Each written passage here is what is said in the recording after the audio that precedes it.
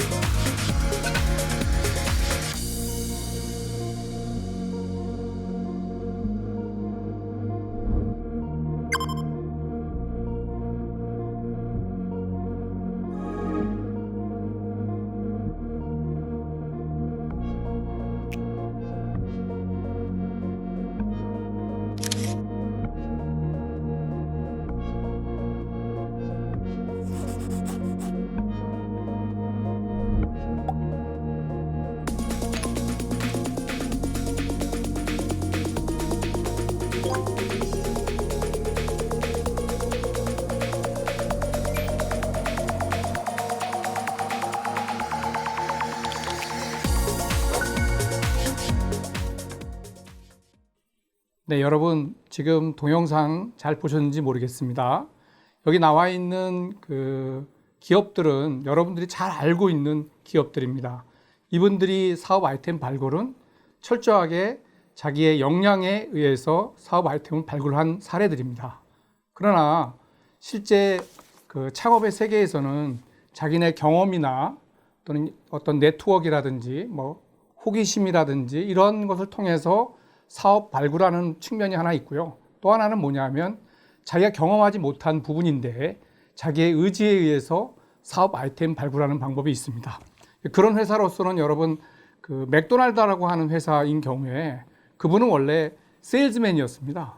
세일즈맨을 하시다가 이 자기 동네에 훌륭한 맥도날드 가게에 찾아가서 그것을 자기가 이 판매권을 사는 거죠. 그렇게 해서 시작된 것이 지금의 맥도날드입니다. 그분은 사실 이 외식업계에 관련된 부분을 전혀 모르던 부분입니다. 그러나 그 사업을 하겠다는 그 의지 하나를 가지고 사업을 진행된 사례일 수 있습니다.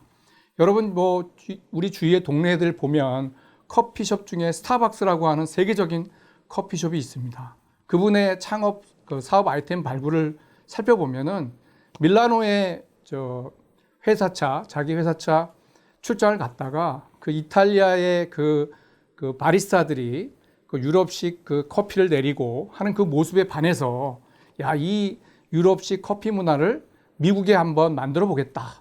근데 그분은 사실은 이 커피나 이런 분야에 전혀 모르는 거죠. 단지 자기가 본 밀라노의 한 커피숍의 상황을 보고 이거를 미국에다가 이식하겠다 하는 의지를 가지고 이분이 시애틀에서 한 커피숍을 M&A 인수를 하셔서 시작한 것이 스타벅스입니다. 그래서 우리가 기억하셔야 될 부분은 자기가 반드시 경험한 분야에서 아이템이 발굴되는 것이 아니라 그것도 하나 있고 또 하나 부분은 자기가 전혀 모르는 분야에 자기가 이 사업을 해보겠다는 의지 하나를 가지고 창업을 한 경우도 있습니다.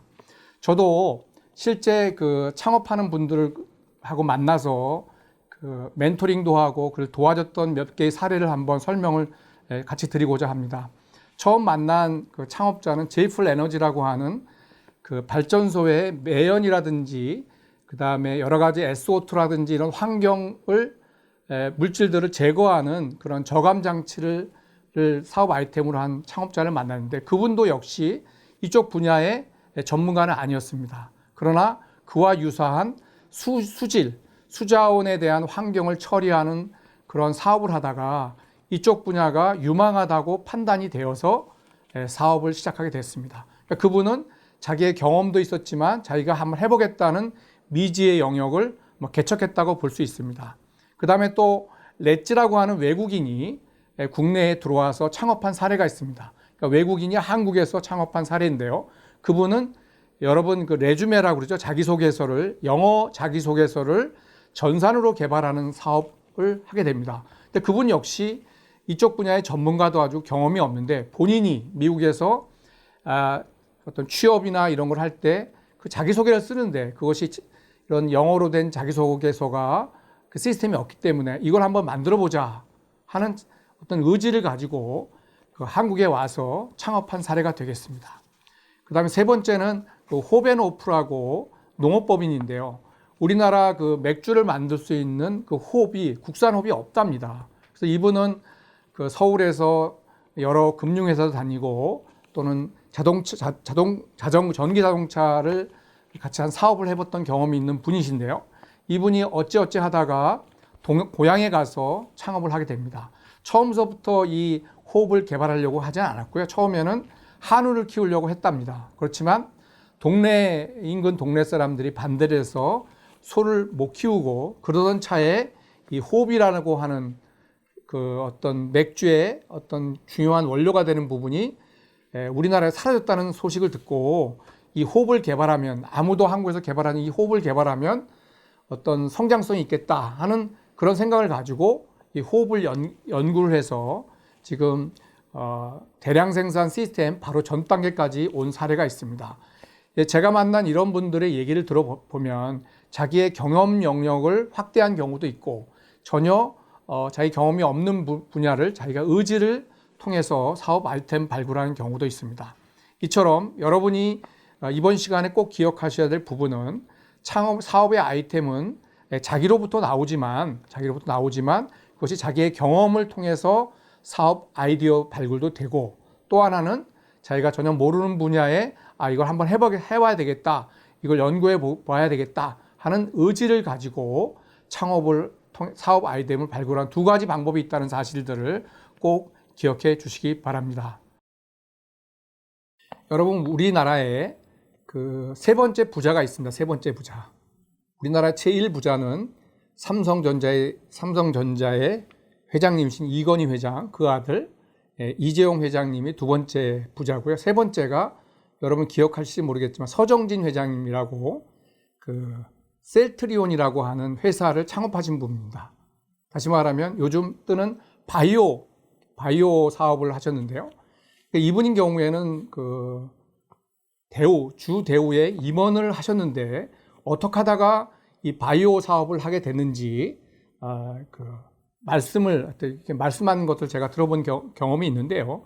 이분 같은 경우에도 어떻게 하다 이 바이오 사업을 하셨는지 질문하셨냐면 자기가 이제 대우 그룹이 망해서 이제 그 임원으로서의 역할로 이제 나와서 백수가 됐답니다. 근데 무슨 사업을 할까 이렇게 고민하다가 신문에 앞으로 향후 10년, 20년 후에는 이 바이오 산업이 이게 되게 유망하다. 그런 그 신문에 나와 있는 얘기를 보고 내가 이 사업을 해야 되겠다.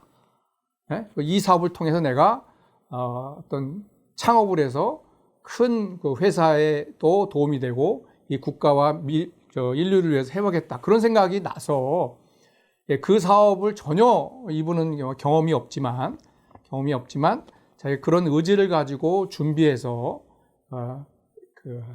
그것을 20-30년 동안 그것을 읽어서 지금은 그것이 상장이 돼가지고 셀트리온 시가총액이 상당히 커져가지고 지금은 우리나라 갑부 순위 3위입니다.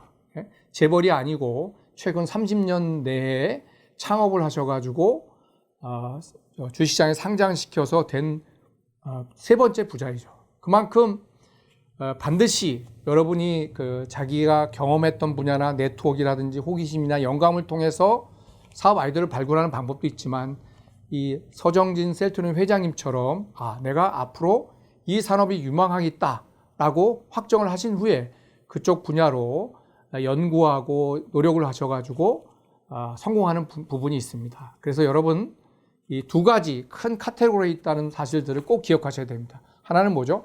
창업의 사업 아이템은 나로부터 출발하지만 하나는 경험, 또 하나는 의지.